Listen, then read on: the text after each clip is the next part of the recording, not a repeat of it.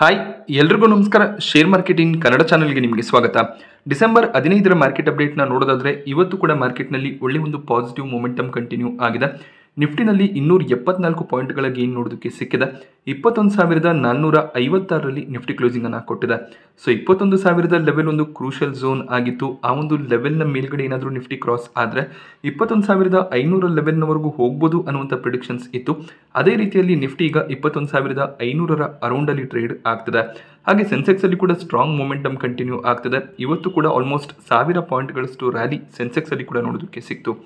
Bank Nifty ಕೂಡ positive ಆಗಿತ್ತು. 411 ಪಾಯಿಂಟ್ಗಳ ಜಂಪ್ನೊಂದಿಗೆ ಬ್ಯಾಂಕ್ ನಿಫ್ಟಿ ಕ್ಲೋಸಿಂಗ್ ಅನ್ನು ಕೊಟ್ಟಿದೆ. ಸೊ ಒಂದು ಸ್ಟ್ರಾಂಗ್ ಮೊಮೆಂಟಮ್ ಮಾರ್ಕೆಟ್ನಲ್ಲಿ ಕಂಟಿನ್ಯೂ ಆಗ್ತಿದೆ. ಹಾಗೆಯೇ ನಿಫ್ಟಿಯ ಟಾಪ್ ಗೇನರ್ಸ್ ಮತ್ತು ಲೂಸರ್ಸ್ ಅನ್ನು ಅಬ್ಸರ್ವ್ ಮಾಡಿದಾಗ ನಿನ್ನೆ ಕೂಡ ಐಟಿ ಸೆಕ್ಟರ್ನ ಕಂಪನಿಗಳು ಚೆನ್ನಾಗಿ ಪರ್ಫಾರ್ಮ್ ಮಾಡಿದ್ವು. ಇವತ್ತು ಕೂಡ ಐಟಿ ಸ್ಟಾಕ್ಗಳಲ್ಲಿ ಒಳ್ಳೆ ಒಂದು ಬೈಯಿಂಗ್ ಎಮರ್ಜ್ ಆಗ್ತಿರೋದು ಕಾಣಿಸ್ತಿದೆ. HCL ಟೆಕ್ 5.5% ಗೇನ್ ಆಗಿದೆ. TCS ಮತ್ತು ಇನ್ಫೋಸಿಸ್ನಲ್ಲಿ ಕೂಡ 5%ಗೂ ಹೆಚ್ಚಿನ ಅಪ್ಸೈಡ್ ನೋಡೋದಕ್ಕೆ ಸಿಕ್ತು. SBI ಮತ್ತು ಅದಾನಿ ಎಂಟರ್ಪ್ರೈಸಸ್ ಕೂಡ 4%ನ ಗೇನ್ನೊಂದಿಗೆ ಕ್ಲೋಸ್ ಆಗಿದೆ. ಸೊ ಲಾರ್ಜ್ ಕ್ಯಾಪ್ ಸ್ಟಾಕ್ಗಳಲ್ಲಿ ಒಳ್ಳೆ ಒಂದು ಬೈಯಿಂಗ್ ಎಮರ್ಜ್ ಆಗ್ತಿರೋದು ಕಾಣಿಸ್ತಿದೆ. ಸೊ ಐಟಿ ಸ್ಟಾಕ್ಗಳಲ್ಲಿ ಇಂಟ್ರೆಸ್ಟ್ ರೇಟ್ ಕಟ್ ನ್ಯೂಸ್ನಿಂದ ಒಳ್ಳೆ ಒಂದು ಬೈಯಿಂಗ್ ಎಮರ್ಜ್ ಆಗ್ತಿದೆ. ಸೊ ಸ್ಟಾಕ್ಗಳಲ್ಲಿ ಒಳ್ಳೆ ಒಂದು ಪಾಸಿಟಿವ್ ಟ್ರೆಂಡ್ ಇದ್ದಾಗ ಎಲ್ಲರೂ ಕೂಡ ಬೈಯಿಂಗ್ ಅನ್ನು ಮಾಡ್ತಾರೆ. ಅದೇ ರೀತಿಯ ಒಂದು ಬೈಯಿಂಗ್ ಈಗ ಮಾರ್ಕೆಟ್ನಲ್ಲಿ ನೋಡೋದಕ್ಕೆ ಸಿಗ್ತದೆ. ಟಾಪ್ ಲೂಸರ್ಸ್ ಲಿಸ್ಟ್ನಲ್ಲಿ ನಮಗೆ ನೆಸ್ಲೆ ನೋಡೋದಕ್ಕೆ ಸಿಕ್ತು. 1.5%ಗೂ ಹೆಚ್ಚಿನ ಕರೆಕ್ಷನ್ ನೆಸ್ಲೆನಲ್ಲಿ ನೋಡೋದಕ್ಕೆ ಸಿಗ್ತದೆ. HDFC ಲೈಫ್ನಲ್ಲಿ ಕೂಡ ಕರೆಕ್ಷನ್ ಕಂಟಿನ್ಯೂ ಆಗ್ತಿದೆ. HDFC ಲೈಫ್ ಕೂಡ 1.5%ಗೂ ಹೆಚ್ಚಾಗಿ ಇವತ್ತು ಕರೆಕ್ಟ್ ಆಗಿದೆ. ಭಾರತಿ ಏರ್ಟೆಲ್ SBI ಲೈಫ್ನಲ್ಲಿ ಕೂಡ 1%ಗೂ ಹೆಚ್ಚಿನ ಕರೆಕ್ಷನ್ ನೋಡೋದಕ್ಕೆ ಸಿಕ್ಕಿದೆ. ಬಜಾಜ್ ಆಟೋ ಕೂಡ 1%ನಷ್ಟು ಇವತ್ತು ಕರೆಕ್ಟ್ ಆಗಿದೆ. ಸೊ ಇನ್ಶೂರೆನ್ಸ್ ಸ್ಟಾಕ್ಗಳಲ್ಲಿ ನಮಗೆ ಕರೆಕ್ಷನ್ ನೋಡೋದಕ್ಕೆ ಸಿಗ್ತದೆ. ಸೊ ಇದಕ್ಕೆ ರೀಸನ್ ಇನ್ಶೂರೆನ್ಸ್ ರೆಗ್ಯುಲೇಟರ್ IRDAI ಹೊಸ ಒಂದು ಪ್ರಪೋಸಲ್ ಅನ್ನ ತಂದಿದ್ದಾರೆ. ಅವರು ಇನ್ಶೂರೆನ್ಸ್ ಕಂಪನಿಗಳು ಹೆಚ್ಚಿನ ಒಂದು ಸರೆಂಡರ್ ವ್ಯಾಲ್ಯೂ ಅನ್ನ ಇನ್ಮೇಲೆ ಪೇ ಮಾಡಬೇಕಾಗಬಹುದು ಅಂತ ಹೇಳಿದ್ದಾರೆ. ಇದರಿಂದ ಇನ್ಶೂರೆನ್ಸ್ ಕಂಪನಿಗಳ ಮಾರ್ಜಿನ್ ಮೇಲೆ ಇಂಪ್ಯಾಕ್ಟ್ ಬರುವಂತ ಚಾನ್ಸಸ್ ಇರುತ್ತೆ. ಏನಿದು ಸರೆಂಡರ್ ವ್ಯಾಲ್ಯೂ ಅಂದ್ರೆ ಯಾವುದೇ ಒಬ್ಬ ಇನ್ಶೂರರ್ ಅಂದ್ರೆ ಯಾರು ಇನ್ಶೂರೆನ್ಸ್ ಅನ್ನ ಕಟ್ತಿರ್ತಾರೆ ಅವರು ತಮ್ಮ ಒಂದು ಪಾಲಿಸಿಯನ್ನ ಅರ್ಧದಲ್ಲೇ ಬಿಟ್ಟು ಅದನ್ನು ಡಿಸ್ಕಂಟಿನ್ಯೂ ಮಾಡಿದ್ರೆ ಒಂದಿಷ್ಟು ಅಮೌಂಟನ್ನು ಸರೆಂಡರ್ ವ್ಯಾಲ್ಯೂ ಆಗಿ ಇನ್ಶೂರೆನ್ಸ್ ಕಂಪನಿಗಳು ಇನ್ಶೂರರ್ಗೆ ಕೊಡಬೇಕಾಗತ್ತೆ. ಸೊ ಆ ಒಂದು ಅಮೌಂಟನ್ನು ಈಗ IRDAI ಇನ್ಕ್ರೀಸ್ ಮಾಡಬೇಕು ಅಂತ ಅನ್ಕೊಳ್ತಿದ್ದಾರೆ. ಅದೇ ಒಂದು ರೀಸನ್ನಿಂದ ಇನ್ಶೂರೆನ್ಸ್ ಸ್ಟಾಕ್ಗಳಲ್ಲಿ ಇವತ್ತು ಕರೆಕ್ಷನ್ ನೋಡೋದಕ್ಕೆ ಸಿಕ್ಕಿದೆ. ಹಾಗೆ ಮಾರ್ಕೆಟ್ನ ಸ್ಟ್ರಾಂಗ್ ಮೊಮೆಂಟಮ್ಗೆ ರೀಸನ್ FIIs ಕೂಡ ಆಗಿರ್ತಾರೆ. FIIsನ ಕಡೆಯಿಂದ ಸ್ಟ್ರಾಂಗ್ ಬೈಯಿಂಗ್ ಮಾರ್ಕೆಟ್ನಲ್ಲಿ ಎಮರ್ಜ್ ಆಗ್ತಿರೋದು ಕಾಣಿಸ್ತದೆ. 9,239 ಕೋಟಿ ಅಮೌಂಟ್ನ ನೆಟ್ ಬೈಯಿಂಗ್ FIIs ಕಡೆಯಿಂದ ಬಂದಿದೆ. ಸೊ FIIs ಯಾವಾಗೆಲ್ಲ ಮಾರ್ಕೆಟ್ನಲ್ಲಿ ಇನ್ವೆಸ್ಟ್ಮೆಂಟನ್ನು ಮಾಡ್ತಾರೆ ಮಾರ್ಕೆಟ್ನಲ್ಲಿ ಸ್ಟ್ರಾಂಗ್ ಮೊಮೆಂಟಮ್ ನೋಡೋದಕ್ಕೆ ಸಿಗುತ್ತೆ. ಬಟ್ ಹೈಯರ್ ಲೆವೆಲ್ಗಳಲ್ಲಿ DIIs ಸೆಲ್ಲಿಂಗನ್ನು ಮಾಡ್ತಿದ್ದಾರೆ. 3,000 ಕೋಟಿಗೂ ಹೆಚ್ಚಿನ ಸೆಲ್ಲಿಂಗ್ DIIs ಕಡೆಯಿಂದ ಬಂದಿದೆ. ಯೂಶಲಿ ಮ್ಯೂಚುವಲ್ ಫಂಡ್ ಹೌಸ್ಗಳು ಹೈಯರ್ ಲೆವೆಲ್ಗಳಲ್ಲಿ ಸೆಲ್ಲಿಂಗನ್ನು ಮಾಡಲೇಬೇಕಾಗುತ್ತೆ. ಯಾಕೆಂದರೆ ಮಾರ್ಕೆಟ್ನಲ್ಲಿ ಒಳ್ಳೆ ಒಂದು ಪಾಸಿಟಿವ್ ರ್ಯಾಲಿ ಇದ್ದಾಗ ಬಹಳಷ್ಟು ಜನ ತಮ್ಮ ಯೂನಿಟ್ಸ್ಗಳನ್ನು ರೆಡೀಮ್ ಮಾಡ್ತಿರ್ತಾರೆ. ಆದ್ದರಿಂದ ಮ್ಯೂಚುವಲ್ ಫಂಡ್ಗಳು ಕೂಡ ತಮ್ಮ ಶೇರ್ಸ್ಗಳನ್ನು ಸೆಲ್ ಮಾಡಬೇಕಾಗಿರುತ್ತೆ. ಹಾಗೆ ಐಟಿ ಸ್ಟಾಕ್ಗಳಲ್ಲಿ ಈಗ ಎಂಟ್ರಿಯನ್ನು ತಗೋಬೋದಂದ್ರೆ ಸೊ ಖಂಡಿತವಾಗ್ಲೂ ಎಂಟರ್ ಆಗ್ಬೋದಾಗುತ್ತೆ. ಬಟ್ ಈ ಒಂದು ಲೆವೆಲ್ನಿಂದ ಕರೆಕ್ಷನ್ ನೋಡೋದಕ್ಕೆ ಸಿಕ್ಕಿದ್ರೆ ಆ ಒಂದು ಕರೆಕ್ಷನ್ನಲ್ಲಿ ಬೈ ಆನ್ ಡಿಪ್ ಸ್ಟ್ರಾಟಜಿಯನ್ನು ಫಾಲೋ ಮಾಡಿ ಅಲ್ಲಿ ಕೂಡ ನೀವು ಶೇರ್ಗಳನ್ನು ಬೈ ಮಾಡ್ಕೋತೀರಾ ಅಂದರೆ ಖಂಡಿತವಾಗ್ಲೂ ಐಟಿ ಸ್ಟಾಕ್ಗಳಲ್ಲಿ ಎಂಟ್ರಿಯನ್ನು ತಗೋಬೋದಾಗುತ್ತೆ. ಸೊ ಆಲ್ ಟೈಮ್ ಹೈನಿಂದ ಐಟಿ ಸ್ಟಾಕ್ಗಳು ಇನ್ನೂ ಕೂಡ ಕೆಳಗಡೆ ಟ್ರೇಡ್ ಆಗ್ತದೆ. ಸೊ ಖಂಡಿತವಾಗ್ಲೂ ಐಟಿ ಸ್ಟಾಕ್ಗಳಲ್ಲಿ ಬೈಯಿಂಗನ್ನು ಮಾಡ್ಬೋದು. ಹಾಗೆ ನಿನ್ನೆ ವಿಡಿಯೋದಲ್ಲಿ ಕೂಡ ನಾನು ಡಿಸ್ಕಸ್ ಮಾಡಿದ್ದೆ Q3 ರಿಸಲ್ಟ್ ತುಂಬಾ ಇಂಪಾರ್ಟೆಂಟ್ ಆಗಿರುತ್ತೆ. ರೆವೆನ್ಯೂ ಗೈಡೆನ್ಸ್ ಅಷ್ಟು ಸ್ಟ್ರಾಂಗ್ ಆಗಿ ಇಲ್ಲ. ಆ ಒಂದು ಫ್ಯಾಕ್ಟರ್ ಕೂಡ ಗಮನದಲ್ಲಿ ಇಡಬೇಕಾಗುತ್ತೆ. ಸೊ ನಾವು ಮಾರ್ಕೆಟ್ನಲ್ಲಿ ಇನ್ವೆಸ್ಟ್ಮೆಂಟನ್ನು ಮಾಡ್ತಿದ್ದೀವಿ ಅಂದಾಗ ಲೋವರ್ ಲೆವೆಲ್ಗಳಲ್ಲಿ ಶೇರ್ಗಳನ್ನು ಅಕ್ಯುಮುಲೇಟ್ ಮಾಡ್ತಾ ಹೋಗಬೇಕಾಗುತ್ತೆ. ಹಾಗೆ ಸ್ಟಾಕ್ ಪ್ರೈಸ್ನಲ್ಲಿ ಒಳ್ಳೆ ಒಂದು ಜಂಪ್ ಇದ್ದಾಗ ಅಲ್ಲಿ ಪ್ರಾಫಿಟ್ ಬುಕ್ಕಿಂಗನ್ನು ಮಾಡ್ಕೊಳ್ತಾ ಹೋಗಬೇಕಾಗುತ್ತೆ. ಮಾರ್ಕೆಟ್ನಲ್ಲಿ ಸ್ಟ್ರಾಂಗ್ ಮೊಮೆಂಟಮ್ ಇದ್ದಾಗ ಹೈಯರ್ ಲೆವೆಲ್ಗಳಲ್ಲಿ ಶೇರ್ಗಳನ್ನು ಬೈ ಮಾಡ್ಕೊಳ್ತಾ ಹೋಗ್ತೀವಿ. ಆ ಒಂದು ಪ್ರೈಸ್ನಿಂದ ಕರೆಕ್ಷನ್ ಬಂದಾಗ ನಮಗೆ ಪ್ಯಾನಿಕ್ ಆಗುತ್ತೆ. ಸೊ ನಮ್ಮ ಪೋರ್ಟ್ಫೋಲಿಯೋ ನೆಗೆಟಿವ್ ಆಗಿ ಪರ್ಫಾರ್ಮ್ ಮಾಡ್ತಿದೆ ಅಂತ ನಮಗೆ ಅನಿಸುತ್ತೆ. ಎಸ್ಪೆಷಲಿ ಲಾರ್ಜ್ ಕ್ಯಾಪ್ ಸ್ಟಾಕ್ಗಳಲ್ಲಿ ಫಾಲ್ ಇದ್ದಾಗ ಆ ಒಂದು ಫಾಲ್ನ ಅಡ್ವಾಂಟೇಜನ್ನು ತಗೊಂಡು ನಾವು ಸ್ಟಾಕ್ಗಳನ್ನು ಬೈ ಮಾಡ್ಕೊಳ್ತಾ ಹೋಗಬೇಕಾಗುತ್ತೆ. ಹಾಗೆ ನಾನು ನಿಮಗೆ 27-28ರ ಲೆವೆಲಲ್ಲಿ ITBSನ್ನು ಪರ್ಚೇಸ್ ಮಾಡಿ ಅಂತ ಕೂಡ ಹೇಳಿದ್ದೆ. ಸೊ ಈಗ ITBSನ ವ್ಯಾಲ್ಯೂ ಕೂಡ 38-39ರ ಅರೌಂಡಲ್ಲಿ ನೋಡೋದಕ್ಕೆ ಸಿಗ್ತದೆ. ಸೊ ಅದರಲ್ಲಿ ಕೂಡ ಪ್ರಾಫಿಟ್ ಬುಕ್ಕಿಂಗ್ ಮಾಡ್ಕೊಳ್ಳೋದಕ್ಕೆ ಒಳ್ಳೆಯ ಒಂದು ಅವಕಾಶ ಇದೆ. ಹಾಗೆ ನೀವು IT ಕಂಪನಿಗಳಲ್ಲಿ ಲೋವರ್ ಲೆವೆಲಲ್ಲಿ ಬೈಯಿಂಗನ್ನು ಮಾಡಿದಿರ ಅಂದರೆ ಇನ್ನೊಂದು ಸ್ವಲ್ಪ ಮೊಮೆಂಟಮ್ IT ಸ್ಟಾಕ್ಗಳಲ್ಲಿ ಬಂದಾಗ ಅಲ್ಲಿ ಸ್ವಲ್ಪ ಪ್ರಾಫಿಟ್ ಬುಕ್ಕಿಂಗನ್ನು ಕೂಡ ಮಾಡ್ಕೋಬೋದಾಗುತ್ತೆ. ಹಾಗೆ LTI ಮೈಂಟ್ರಿ ಕೂಡ ಇವತ್ತು 3%ನ ಗೇನ್ನೊಂದಿಗೆ ಕ್ಲೋಸಿಂಗ್ ಅನ್ನು ಕೊಟ್ಟಿದೆ. IT ಇಂಡೆಕ್ಸ್ ಪಾಸಿಟಿವ್ ಇರೋದ್ರಿಂದ LTI ಮೈಂಟ್ರಿನಲ್ಲಿ ಕೂಡ ಸ್ಟ್ರಾಂಗ್ ಬೈಯಿಂಗ್ ಕಂಟಿನ್ಯೂ ಆಗ್ತದೆ. ಹಾಗೆಯೇ ಮೆಕ್ಸಿಕೋನಲ್ಲಿ ಇವರೊಂದು ಡೆಲಿವರಿ ಹಬ್ ಅನ್ನು ಸ್ಟಾರ್ಟ್ ಮಾಡಿದ್ದಾರೆ. ಅಂದ್ರೆ ಅವರ ಹೊಸ ಒಂದು ಡೆವಲಪ್ಮೆಂಟ್ ಯೂನಿಟ್ ಅನ್ನ ಅಲ್ಲಿ ಅವರು ಸ್ಟಾರ್ಟ್ ಮಾಡಿದ್ದಾರೆ.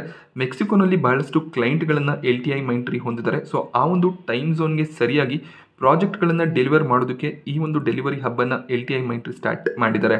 ಸೊ ಮೆಕ್ಸಿಕೋನಲ್ಲಿ ಇವರು telecom sector, entertainment sector, manufacturing ಸೆಕ್ಟರ್ನಲ್ಲಿ ಬಹಳಷ್ಟು ಕ್ಲೈಂಟ್ಗಳನ್ನು ಹೊಂದಿದ್ದಾರೆ.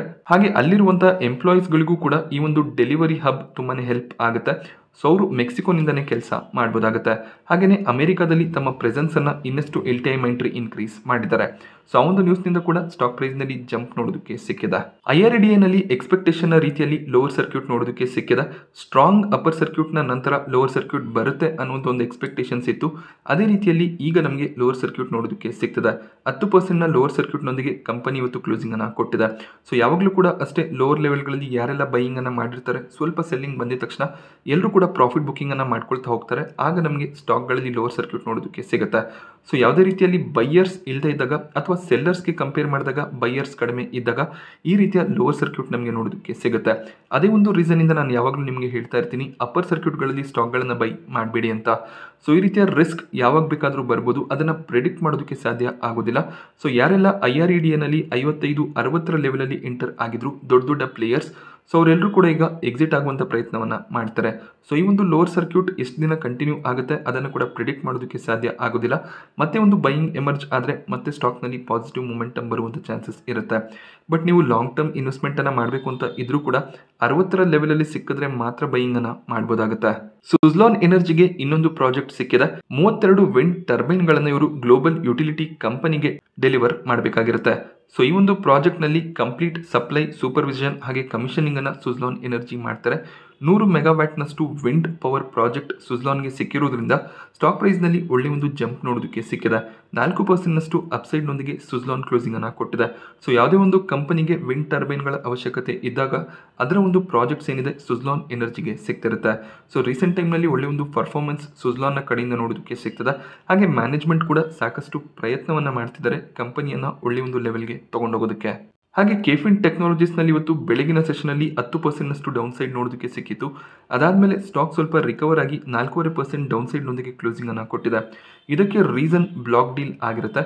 ಸೊ ಈ ಕಂಪನಿಯ ಪ್ರಮೋಟರ್ ಎಂಟಿಟಿ 6% ಸ್ಟೇಕನ್ನು ಸೆಲ್ ಮಾಡಬೇಕು ಅಂತ ಇದ್ರು. ಸೊ ಮೇ ಬಿ 1650 ಕೋಟಿ ಅಮೌಂಟ್ನಷ್ಟು ಬ್ಲಾಕ್ ಡೀಲ್ ಈ ಒಂದು ಕಂಪನಿಯಲ್ಲಿ ಆಗಿರುವಂಥ ಚಾನ್ಸಸ್ ಇದೆ.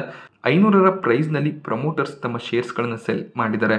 ಸೊ ಖಂಡಿತವಾಗ್ಲೂ ಇದು ಕಂಪನಿಗೂ ಕೂಡ ನೆಗೆಟಿವ್ ಆಗಿರುತ್ತೆ. ಪ್ರಮೋಟರ್ ಎಂಟಿಟಿ ತಮ್ಮ ಶೇರ್ಸ್ಗಳನ್ನು ಸೆಲ್ ಮಾಡ್ತಾರೆ ಅಂದಾಗ ಯಾವುದೇ ಒಂದು ಕಂಪನಿಯ ಶೇರ್ ಪ್ರೈಸ್ನಲ್ಲಿ ವೀಕ್ನೆಸ್ ಇದ್ದೇ ಇರುತ್ತೆ. ಹಾಗೆ BEL ಇವತ್ತು 3% ಅಪ್ಸೈಡ್ನೊಂದಿಗೆ ಕ್ಲೋಸಿಂಗನ್ನು ಕೊಟ್ಟಿದೆ. ಇದಕ್ಕೆ ರೀಸನ್ BELನಲ್ಲಿ UBS ತಮ್ಮ ಟಾರ್ಗೆಟ್ ಪ್ರೈಸನ್ನು ಇನ್ಕ್ರೀಸ್ ಮಾಡಿದ್ದಾರೆ. 205ರ ಟಾರ್ಗೆಟ್ ಪ್ರೈಸನ್ನು UBS BELಗೆ ಕೊಡ್ತಿದ್ದಾರೆ. ಇದಕ್ಕೆ ರೀಸನ್ BELನ ಅರ್ನಿಂಗ್ ಮುಂದಿನ ಕ್ವಾರ್ಟರ್ಗಳಲ್ಲಿ ಇನ್ನಷ್ಟು ಇಂಪ್ರೂವ್ ಆಗುತ್ತೆ ಅಂತ UBS ಹೇಳಿದ್ದಾರೆ. ಒಳ್ಳೆಯ ಒಂದು ಆರ್ಡರ್ ಬುಕ್ಕನ್ನು BEL ಹೊಂದಿದ್ದಾರೆ. ಸದ್ಯಕ್ಕೆ BELನ ಬಳಿ 6900 ಕೋಟಿಯ ಆರ್ಡರ್ ಬುಕ್ ಇದೆ. ಹಾಗೆಯೇ ಮುಂದಿನ ದಿನಗಳಲ್ಲಿ ಇನ್ನಷ್ಟು ಆರ್ಡರ್ಗಳು BELಗೆ ಸಿಗುವಂಥ ಚಾನ್ಸಸ್ ಇರುತ್ತೆ. ಸೊ ಈ ಒಂದು ರೀಸನ್ನಿಂದ UBS ತಮ್ಮ ಟಾರ್ಗೆಟನ್ನು ಇನ್ಕ್ರೀಸ್ ಮಾಡ್ತಿದ್ದಾರೆ. ಸೊ ಬ್ರೋಕರೇಜ್ಗಳ ವ್ಯೂ ಬೇಸಿಸ್ ಮೇಲೆ ನಾವು ಸ್ಟಾಕ್ಗಳನ್ನು ಬೈ ಮಾಡ್ಕೊಳ್ಳೋದಕ್ಕೆ ಸಾಧ್ಯ ಆಗೋದಿಲ್ಲ. ಸೊ ಬ್ರೋಕರೇಜ್ಗಳ ವ್ಯೂ ಬೇಸಿಸ್ ಮೇಲೆ ಆ ಸ್ಟಾಕ್ಸನ್ನು ನಾವು ಲಾಂಗ್ ಟರ್ಮ್ಗೆ ಕಂಟಿನ್ಯೂ ಮಾಡಬಹುದಾಗುತ್ತೆ. ಹಾಗೆ IPOಗಳ ವಿಚಾರಕ್ಕೆ ಬಂದಾಗ ಡಾಮ್ಸ್ನಲ್ಲಿ ಸಬ್ಸ್ಕ್ರಿಪ್ಷನ್ ಎಂಡ್ ಆಗಿದೆ. ಕೊನೆ ದಿನ ಒಳ್ಳೆ ಒಂದು ಸಬ್ಸ್ಕ್ರಿಪ್ಷನ್ ನೋಡೋದಕ್ಕೆ ಸಿಕ್ತು. ಸೊ ಎಕ್ಸ್ಪೆಕ್ಟೇಷನ್ಸ್ ಕೂಡ ಇತ್ತು. ಒಳ್ಳೆ ಒಂದು ಗ್ರೇ ಮಾರ್ಕೆಟ್ ಪ್ರೀಮಿಯಂ ಕೂಡ ನೋಡೋದಕ್ಕೆ ಸಿಗ್ತದೆ. 520ರ ಪ್ರೀಮಿಯಂ ನೋಡೋದಕ್ಕೆ ಸಿಗ್ತಿದ್ದು ಆಲ್ಮೋಸ್ಟ್ 10,000 ರೂಪಾಯಿಷ್ಟು ಲಿಸ್ಟಿಂಗ್ ಇನ್ ಎಕ್ಸ್ಪೆಕ್ಟೇಷನ್ಸ್ ಪ್ರತಿ ಲಾಟ್ನ ಮೇಲೆ ಇರುತ್ತೆ. ಅದೇ ಒಂದು ರೀಸನ್ನಿಂದ QIB ಕ್ಯಾಟಗರಿಯಲ್ಲಿ 122 ಟೈಮ್ನ ಸಬ್ಸ್ಕ್ರಿಪ್ಷನ್ ನೋಡೋದಕ್ಕೆ ಸಿಕ್ಕಿದೆ. NII ಕ್ಯಾಟಗರಿ 70 ಟೈಮ್ಗೂ ಹೆಚ್ಚಾಗಿ ಸಬ್ಸ್ಕ್ರೈಬ್ ಆಗಿದೆ. ರಿಟೇಲ್ ಕ್ಯಾಟಗರಿಯಲ್ಲಿ ಕೂಡ 72 ಟೈಮ್ನಷ್ಟು ಸಬ್ಸ್ಕ್ರಿಪ್ಷನ್ ನೋಡೋದಕ್ಕೆ ಸಿಕ್ತು. ಟೋಟಲ್ ಆಗಿ ಇಶ್ಯೂ 100 ಟೈಮ್ನಷ್ಟು ಸಬ್ಸ್ಕ್ರೈಬ್ ಆಗಿದೆ. ಸೊ ಇಲ್ಲಿ ರಿಟೇಲ್ ಕ್ಯಾಟಗರಿಯಲ್ಲಿ ಕೇವಲ 10% ಆಫರ್ ಇದ್ದಿದ್ದರಿಂದ ಸೊ ಅದರಿಂದ ನಮಗೆ ಹೆಚ್ಚಿನ ಒಂದು ಸಬ್ಸ್ಕ್ರಿಪ್ಷನ್ ಫಿಗರ್ಸ್ ರಿಟೇಲ್ ಕ್ಯಾಟಗರಿಯಲ್ಲಿ ನೋಡೋದಕ್ಕೆ ಸಿಗುತ್ತೆ. ಸೊ ಅಲಾಟ್ಮೆಂಟ್ನ ಚಾನ್ಸಸ್ ಕೂಡ ಸ್ವಲ್ಪ ಕಡಿಮೆನೇ ಇರುತ್ತೆ. ಹಾಗೆ ಇಂಡಿಯಾ ಶೆಲ್ಟರ್ ಫಿನಾನ್ಷಿಯಲ್ಸ್ನಲ್ಲಿ ಕೂಡ ಕೊನೆ ದಿನದ ಸಬ್ಸ್ಕ್ರಿಪ್ಷನ್ ಎಂಡ್ ಆಗಿದೆ. ಈ ಒಂದು IPOನಲ್ಲಿ ರಿಟೇಲ್ ಕ್ಯಾಟಗರಿ 10 ಟೈಮ್ಗೂ ಹೆಚ್ಚಾಗಿ ಸಬ್ಸ್ಕ್ರೈಬ್ ಆಗಿದೆ. NII ಕ್ಯಾಟಗರಿ 30 ಟೈಮ್ನಷ್ಟು ಸಬ್ಸ್ಕ್ರೈಬ್ ಆಯಿತು. QIB ಕ್ಯಾಟಗರಿಯಲ್ಲಿ 95 ಟೈಮ್ನ ಸಬ್ಸ್ಕ್ರಿಪ್ಷನ್ ನೋಡೋದಕ್ಕೆ ಸಿಗ್ತದೆ. ಟೋಟಲ್ ಆಗಿ ಇಶ್ಯೂ 39 ಟೈಮ್ ಸಬ್ಸ್ಕ್ರೈಬ್ ಆಗ್ತಿರೋದು ಕಾಣಿಸ್ತು. 138ರ ಪ್ರೀಮಿಯಂ ಇವತ್ತು ನೋಡೋದಕ್ಕೆ ಸಿಗ್ತದೆ. ಪ್ರೀಮಿಯಂ ಸ್ವಲ್ಪ ಫಾಲ್ ಆಗಿದೆ. 170ರ ಅರೌಂಡಲ್ಲಿ ಪ್ರೀಮಿಯಂ ಇತ್ತು, ಅದು ಸ್ವಲ್ಪ ಈಗ ಕಡಿಮೆ ಆಗ್ತಿರೋದು ಕಾಣಿಸ್ತದೆ. ಆದರೂ ಕೂಡ ನಾವು 4,000 ರೂಪಾಯಿಗೂ ಹೆಚ್ಚಿನ ಗೇನ್ಸನ್ನು ಎಕ್ಸ್ಪೆಕ್ಟ್ ಮಾಡ್ಬೋದಾಗುತ್ತೆ. ಒಳ್ಳೆ ಒಂದು ಸಬ್ಸ್ಕ್ರಿಪ್ಷನ್ನೇ ಇಂಡಿಯಾ ಶೆಲ್ಟರ್ನಲ್ಲಿ ಬಂದಿದೆ. ಹಾಗೆ ಐನಾಕ್ಸ್ ಇಂಡಿಯಾ CVAನಲ್ಲಿ ಕೂಡ ಒಳ್ಳೆ ಒಂದು ಸಬ್ಸ್ಕ್ರಿಪ್ಷನ್ 2ನೇ ದಿನ ನೋಡೋದಕ್ಕೆ ಸಿಕ್ತು. ಈ ಒಂದು IPOನಲ್ಲಿ ಸಬ್ಸ್ಕ್ರೈಬ್ ಮಾಡ್ಕೊಳ್ಳೋದಕ್ಕೆ ಸೋಮವಾರ ಡಿಸೆಂಬರ್ 18 ಕೊನೆ ದಿನ ಆಗಿರುತ್ತೆ. 520ರ ಪ್ರೀಮಿಯಂ ನೋಡೋದಕ್ಕೆ ಸಿಗ್ತದೆ. ಈ ಒಂದು IPOನಲ್ಲಿ ಕೂಡ ಆಲ್ಮೋಸ್ಟ್ 10,000 ರೂಪಾಯಿಷ್ಟು ಲಿಸ್ಟಿಂಗ್ ಗೇನ್ಸನ್ನು ಎಕ್ಸ್ಪೆಕ್ಟ್ ಮಾಡ್ಬೋದಾಗುತ್ತೆ. ಇವತ್ತು ರಿಟೇಲ್ ಕ್ಯಾಟಗರಿ 8 ಟೈಮ್ಗೂ ಹೆಚ್ಚಾಗಿ ಸಬ್ಸ್ಕ್ರೈಬ್ ಆಗಿದೆ. NII ಕ್ಯಾಟಗರಿಯಲ್ಲಿ ಕೂಡ 13 ಟೈಮ್ಗೂ ಹೆಚ್ಚಿನ ಸಬ್ಸ್ಕ್ರಿಪ್ಷನ್ ನೋಡೋದಕ್ಕೆ ಸಿಕ್ತು. ಕೊನೆ ದಿನ ಈ ಒಂದು IPOನಲ್ಲಿ ಕೂಡ QIB ಕ್ಯಾಟಗರಿ 100 ಟೈಮ್ಗೂ ಹೆಚ್ಚಾಗಿ ಸಬ್ಸ್ಕ್ರೈಬ್ ಆಗುವಂಥ ಚಾನ್ಸಸ್ ಇರುತ್ತೆ. ಟೋಟಲ್ ಆಗಿ 2ನೇ ದಿನ ಇಶ್ಯೂ 7 ಟೈಮ್ನಷ್ಟು ಸಬ್ಸ್ಕ್ರೈಬ್ ಆಗಿದೆ. ಸೊ ರಿಟೇಲ್ ಕ್ಯಾಟಗರಿಯಲ್ಲಿ ಕೂಡ ಆಲ್ಮೋಸ್ಟ್ 15% ಸಬ್ಸ್ಕ್ರಿಪ್ಷನ್ ಬರುವಂಥ ಚಾನ್ಸಸ್ ಇರುತ್ತೆ. ರಿಲಯನ್ಸ್ ರಿಟೇಲ್ ತಮ್ಮ ಸ್ಟೋರ್ಸ್ಗಳನ್ನು ಟೈರ್ 2 ಟೈರ್ 3 ಸಿಟಿಗಳಲ್ಲಿ ಕೂಡ ಸ್ಟಾರ್ಟ್ ಮಾಡಬೇಕು ಅಂತ ಇದ್ದಾರೆ. 500ಕ್ಕೂ ಹೆಚ್ಚಿನ ಸ್ಟೋರ್ಸ್ಗಳನ್ನು ಮುಂದಿನ ಫಿನಾನ್ಷಿಯಲ್ ಇಯರ್ನಲ್ಲಿ ಟೈರ್ 2 ಟೈರ್ 3 ಸಿಟಿಗಳಲ್ಲಿ ಸ್ಟಾರ್ಟ್ ಮಾಡ್ತೀವಿ ಅಂತ ಅವರು ಹೇಳಿದ್ದಾರೆ. ಫ್ರಾಂಚೈಸ್ ಮಾಡೆಲ್ನಲ್ಲಿ ಸ್ಟೋರ್ಸ್ಗಳನ್ನು ಸ್ಟಾರ್ಟ್ ಮಾಡ್ತೀವಿ ಅಂತ ರಿಲಯನ್ಸ್ ಹೇಳಿದ್ದಾರೆ. ಸೊ ಜಿಯೋ ಫಿನಾನ್ಷಿಯಲ್ಸ್ ಡಿಮರ್ಜರ್ ಆದಮೇಲೆ ಸ್ಟಾಕ್ನಲ್ಲಿ ಅಷ್ಟೊಂದು ಮೊಮೆಂಟಮ್ ನಮಗೆ ನೋಡೋದಕ್ಕೆ ಸಿಗಲಿಲ್ಲ. ನಿಫ್ಟಿ ಆಲ್ ಟೈಮ್ ಹೈ ಹತ್ರ ಇದ್ರೂ ಕೂಡ ರಿಲಯನ್ಸ್ನಲ್ಲಿ ಅಷ್ಟು ಸ್ಟ್ರಾಂಗ್ ಮೊಮೆಂಟಮ್ ನೋಡೋದಕ್ಕೆ ಸಿಗ್ತಿಲ್ಲ. ಸ್ಟಾಕ್ ಪಾಸಿಟಿವ್ ಆಗಿ ಟ್ರೇಡ್ ಆಗ್ತದೆ, ಬಟ್ ನಿಫ್ಟಿಯಲ್ಲಿ ಹೆಚ್ಚಿನ ಒಂದು ವೆಯ್ಟೇಜ್ ಹೊಂದಿರುವಂಥ ಕಂಪನಿ ಆಗಿದ್ದು ಅಷ್ಟೊಂದು ಒಳ್ಳೆ ಪರ್ಫಾರ್ಮೆನ್ಸ್ ರಿಲಯನ್ಸ್ನ ಕಡೆಯಿಂದ ಬರ್ತಿಲ್ಲ. ಬಟ್ ಯಾವುದೇ ಒಂದು ಸಂದರ್ಭದಲ್ಲಿ ರಿಲಯನ್ಸ್ ಬೇರೆ ಕಂಪನಿಗಳನ್ನು ಔಟ್ ಪ್ಲೇ ಮಾಡುವಂಥ ಚಾನ್ಸಸ್ ಇದ್ದೇ ಇರುತ್ತೆ. ಸೊ ಲಾಂಗ್ ಟರ್ಮ್ಗೆ ರಿಲಯನ್ಸ್ ಒಳ್ಳೆ ಒಂದು ಬೆಟ್ ಆಗೋದ್ರಿಂದ ಖಂಡಿತವಾಗ್ಲೂ ಪೋರ್ಟ್ಫೋಲಿಯೋನಲ್ಲಿ ಕಂಟಿನ್ಯೂ ಮಾಡಬಹುದಾಗುತ್ತೆ. ಹಾಗೆ ಇವರು ತಮ್ಮ ಬಿಸ್ನೆಸ್ ಅನ್ನ ಎನ್ಹಾನ್ಸ್ ಮಾಡ್ತಾ ಹೋಗ್ತಿರ್ತಾರೆ. ಬಿಸ್ನೆಸ್ ನಲ್ಲಿ ಒಳ್ಳೆ ಒಂದು ಗ್ರೋತ್ ಕೂಡ ನಮಗೆ ಫ್ಯೂಚರ್ ನಲ್ಲಿ ನೋಡೋದಕ್ಕೆ ಸಿಗುತ್ತೆ. ಸೊ ನಾನು ಇವತ್ತು ನಿಮಗೆ ಮಾರ್ಕೆಟ್ನ ಬಗ್ಗೆ ಕೊಟ್ಟಂತ ಇನ್ಫಾರ್ಮೇಶನ್ ಇಷ್ಟ ಆದರೆ ವಿಡಿಯೋನ ಲೈಕ್ ಮಾಡಿ. ಹಾಗೆ ಇದೇ ರೀತಿಯ ಮಾರ್ಕೆಟ್ ಅಪ್ಡೇಟ್ಸ್ಗಳಿಗೋಸ್ಕರ ಚಾನಲ್ನ ಸಬ್ಸ್ಕ್ರೈಬ್ ಮಾಡ್ಕೊಳ್ಳಿ. Thank you friends.